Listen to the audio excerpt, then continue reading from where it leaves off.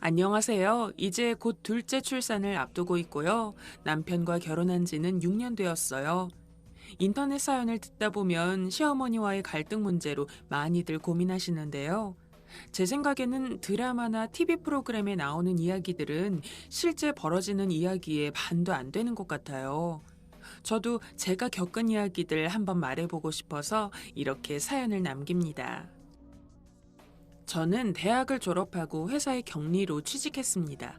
원래는 패션 쪽으로 도전해보고 싶은 게 많았는데 제가 대학을 졸업할 무렵에 아버지께서 암으로 투병하시기 시작하셨어요.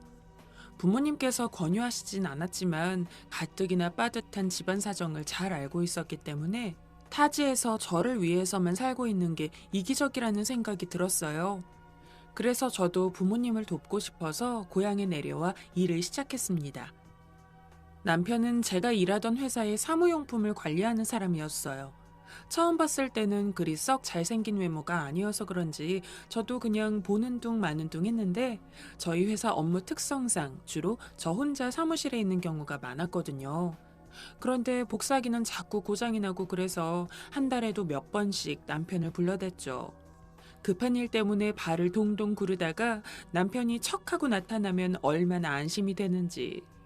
그래서 어느 순간부터는 일하고 있는 남편한테 음료수도 내주고 간식 같은 것도 챙겨주고 그러면서 친해졌어요. 남편은 참 성실한 사람이었어요. 대학교 때와는 다르게 남자가 키 크고 잘생기고 그런 건 필요 없더라고요. 사람이 얼마나 든든해 보이던지. 그래서 그만 촌스러운 저희 남편한테 홀딱 반해버렸습니다. 남편도 제가 친절해서 고마웠고 좋았다고 하더라고요. 사무실에서 둘만 있을 때는 맛있는 집, 재밌는 거 이야기도 하고 그러다가 밖에서도 만나고 그러면서 사귀게 되었어요. 그러다가 그만 덜컥 속도 위반을 하게 되었습니다.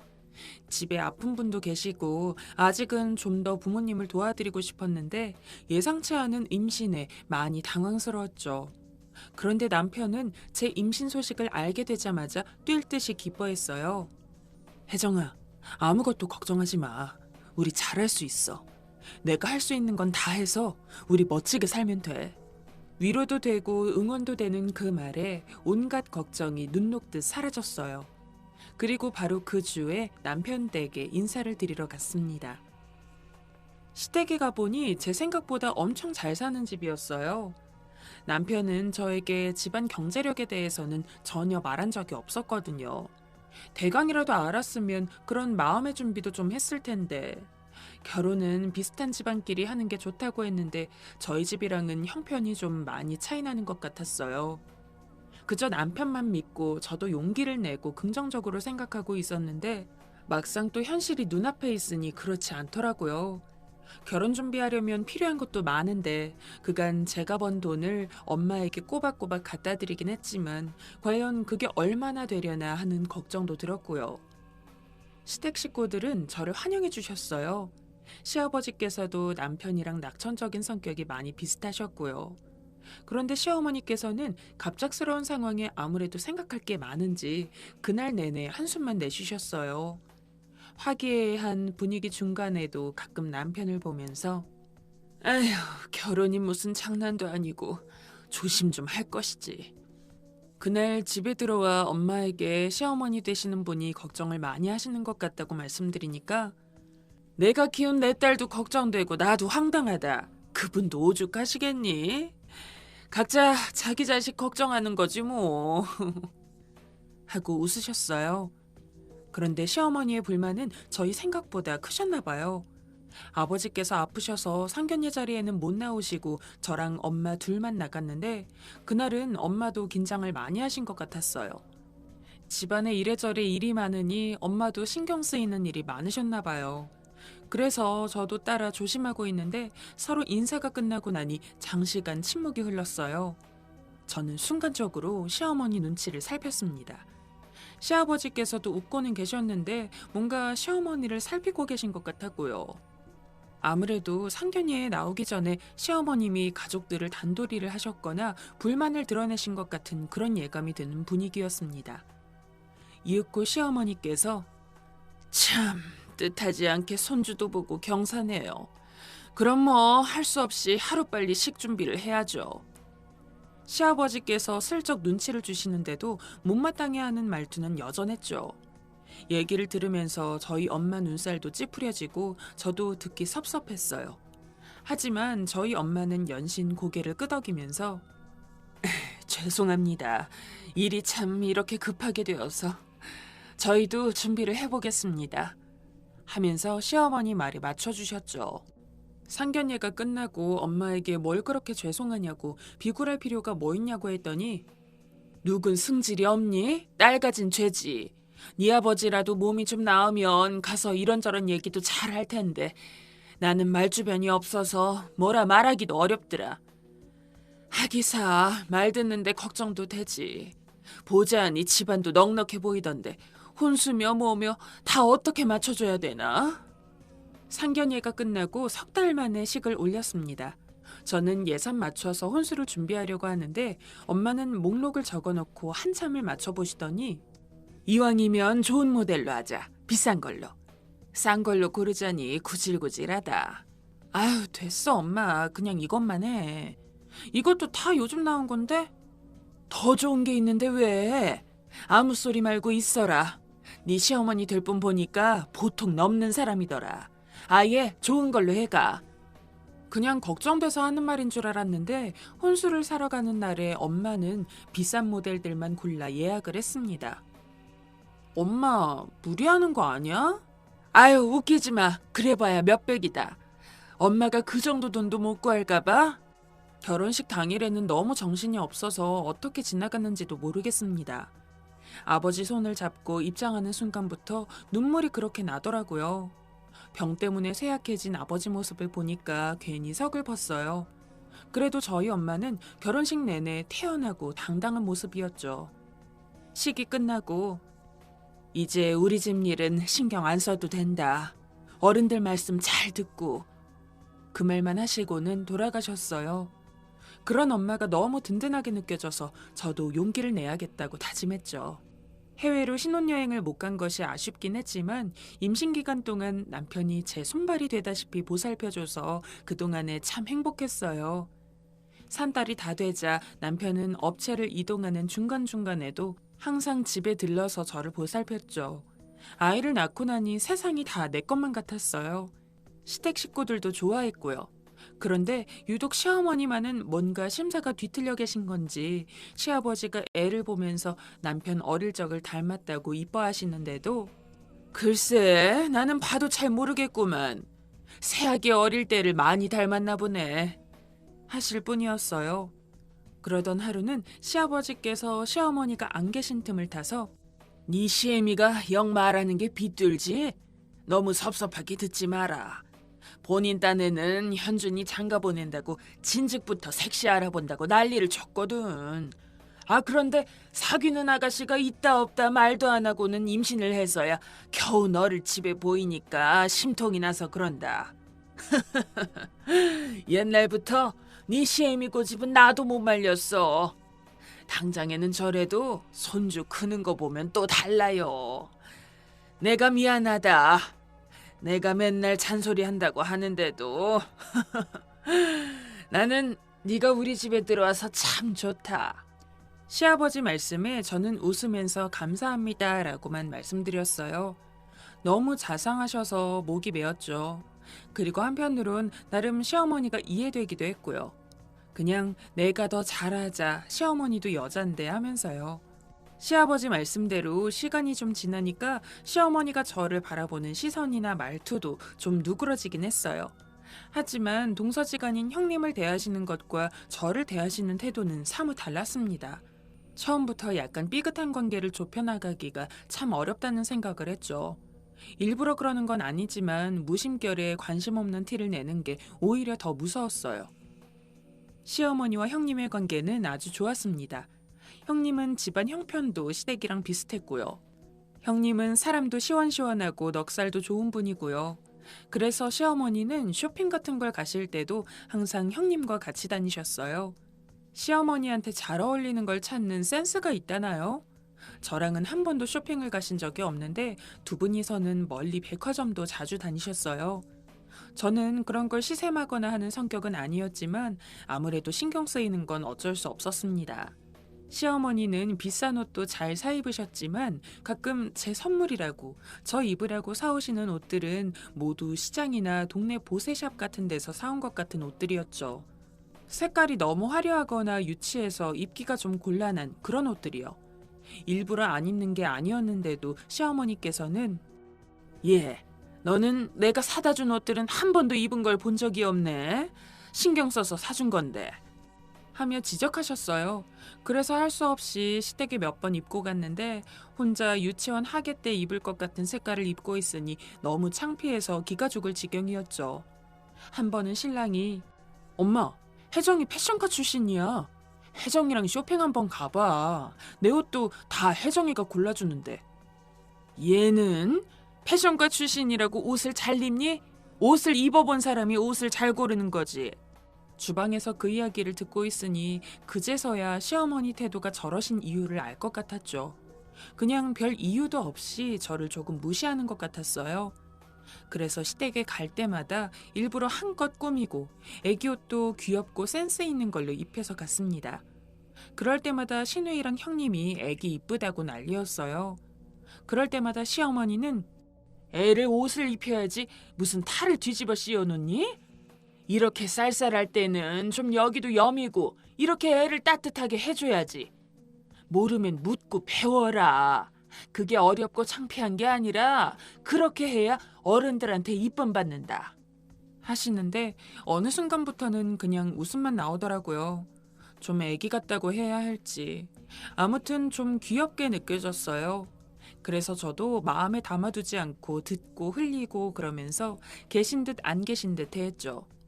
그런데 한 번은 참다가 크게 터진 적이 있어요. 결혼하고 애를 낳으면서 직장은 복귀하지 않고 그대로 퇴사를 했거든요. 얼마 더 버는 것보다 애 키우는 게 더 중요하니까요. 그런데 애를 어린이집 보낼 나이가 되니까 시어머니께서 대놓고 눈치를 주셨어요. 집에서 있지 말고 일을 해서 얼마간이라도 더 벌라고요. 그 말씀도 맞는 것 같고 대학교 때 따둔 네일아트 자격증도 있겠다 싶어서 네일아트 샵을 차리려고 마음먹었죠. 일이 되려고 그랬는지 마침 주택가에 작은 가게가 하나 나서 제 앞으로 보증금만 대출받아서 바로 오픈을 했어요. 보증금 빼고 500 들었네요. 너무 넓은 가게는 필요가 없어서 천천히 알아보려고 했는데 마침 딱 맞는 가게가 나와서 급하게 시작하다 보니 여기저기 알리거나 상의를 하지 못했던 것이 제 실수라면 실수였습니다. 다만 시댁에 안부 전화를 드리면서 시아버님께는 말씀을 드렸거든요. 가게 오픈한 지 얼마 되지 않아 시어머니가 찾아오셨습니다.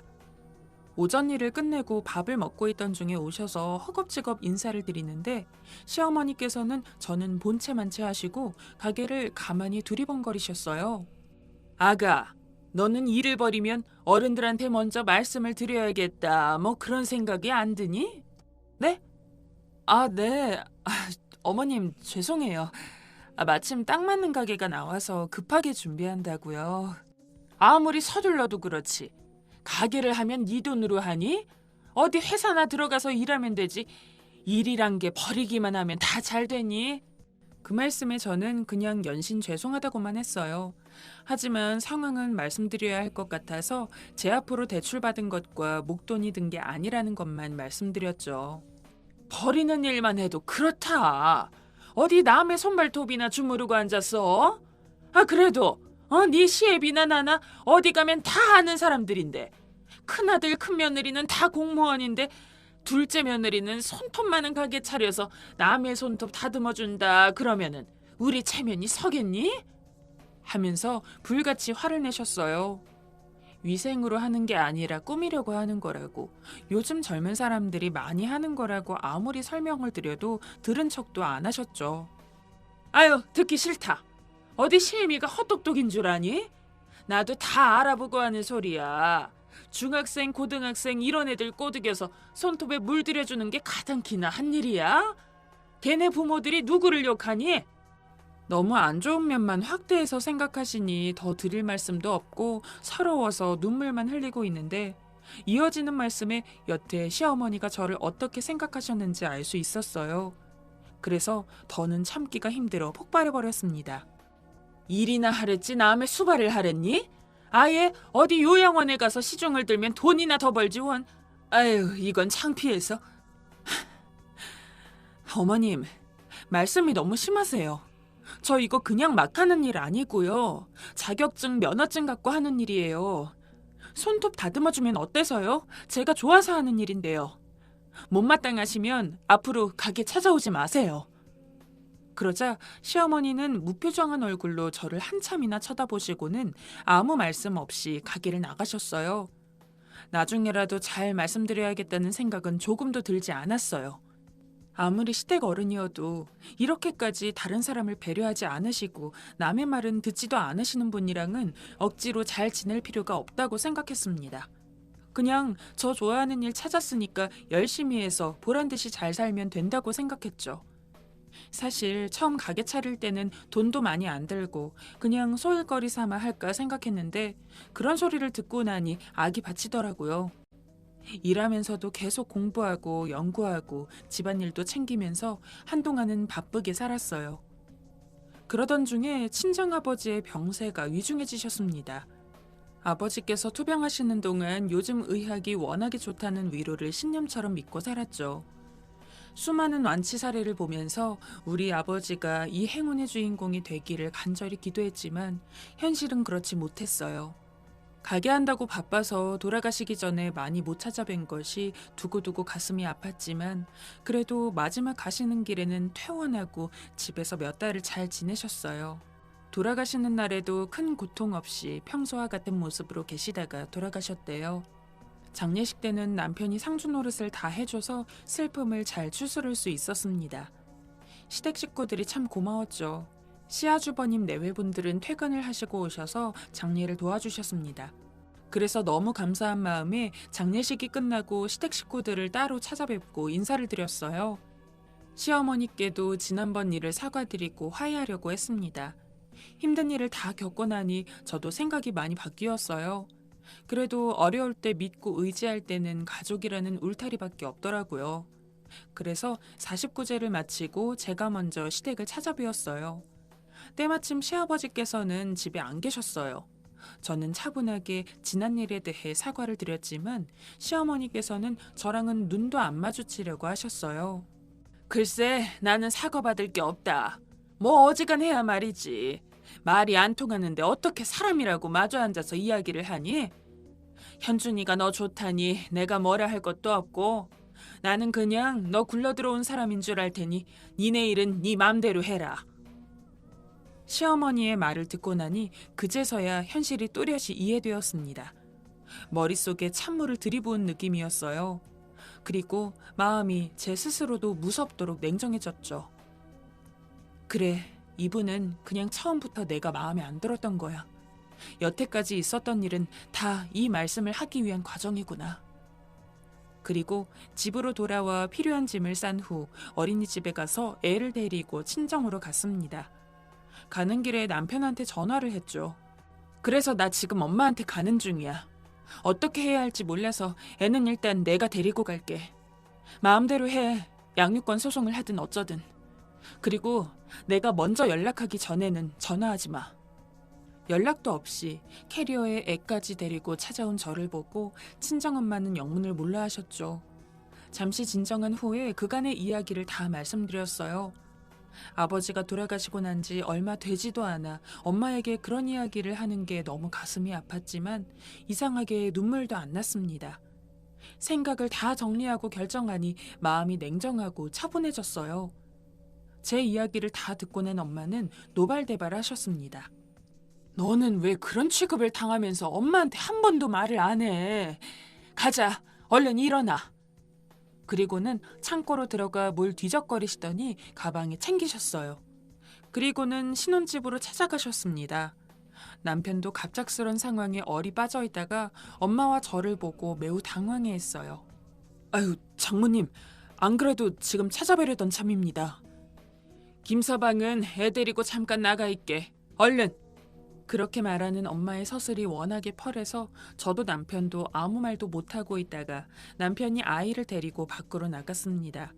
그러자 어머니는 가방에서 망치를 꺼내 드시더니 거실 TV로 다가가 망치로 내리 찍어버렸습니다. 엄마 왜 그래? 엄마는 한참을 씩씩거리며 주변을 두리번거리더니 그제야 망치를 집어던지고는 큰 소리로 내가 이 거지 같은 놈의 집구석을 그렇게나 유세를 떨어 쌓더니 기어코.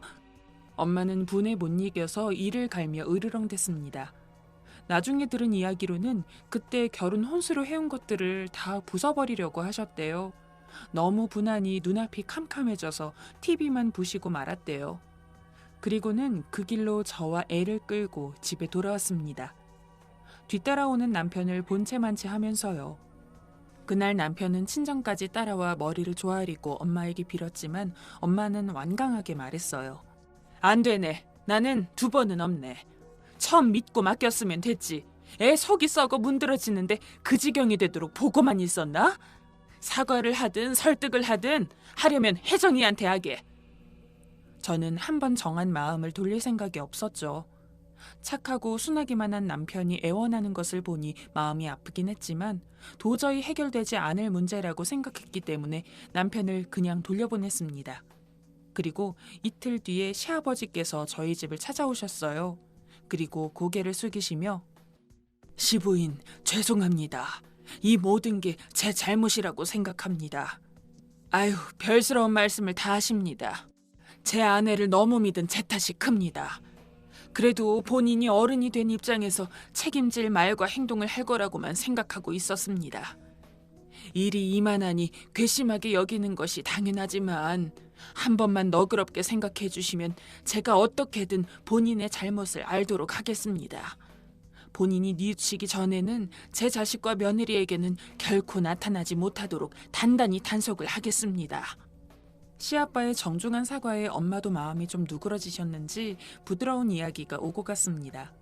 저는 그간 서러움이 복받쳐서 방 안에서 울면서 듣고 있었죠.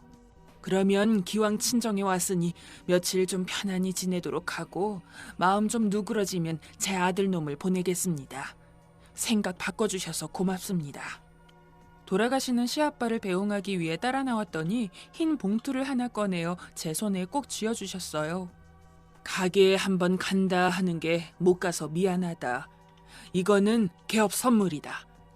혹시 가게에 부족한 게 있으면 이걸로 사고 뭘 하든 열심히 잘해서 현준이랑 둘이 잘 살 생각만 해라.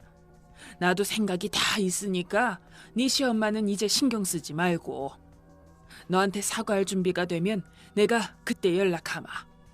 집에 들어와 봉투를 열어보니 1,000만 원짜리 수표가 있었어요. 돈도 돈이지만 시아버지의 마음 씀씀이에 감동을 했습니다.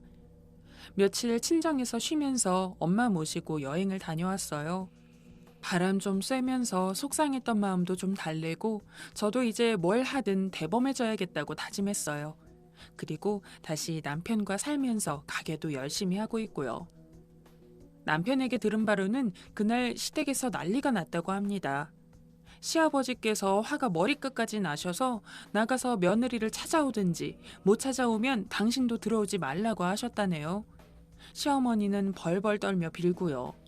시아버지께서는 다음날 내내 고민하시다가 결국 당신이 중재에 나서야겠다고 결심하셨답니다.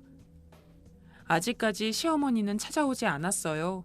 남편과는 종종 몰래 연락을 하시는 모양 같은데요. 아무튼 저도 이제 마음이 좀 안정되고 하는 일도 즐거워서 지난 일은 크게 신경 안 쓰고 있습니다. 그래도 사과는 받아야죠. 언제고 시어머님이 먼저 사과를 하시면 저도 지난 일은 다 털고 시어머니와 한번 잘 지내봐야겠어요.